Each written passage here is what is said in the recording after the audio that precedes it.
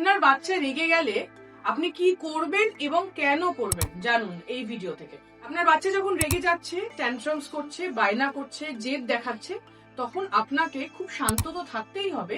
তার সাথে সেই মুহূর্তে তাকে তার অন্যায় নিয়ে বোঝানো বা যুক্তি দেওয়া সেটাকে বন্ধ করুন, এবং তৎক্ষণাৎ তাকে সে ভুলটা করলে কি হতে পারে, তার ফলাফল কি, এগুলো নিয়েও আলোচনা বন্ধ করুন। কেন করবেন? কারণ এই সময় বাচ্চাদের আপার ব্রেন, অর্থাৎ যেই ব্রেন আমাদের যুক্তিপূর্ণ চিন্তার জন্য দায়ী, সেই ব্রেন কিন্তু কাজ করা বন্ধ করে দেয়। আমাদের লোয়ার ব্রেন, অর্থাৎ বাচ্চাদের লোয়ার ব্রেন তখন কিন্তু অ্যাক্টিভেটেড থাকে।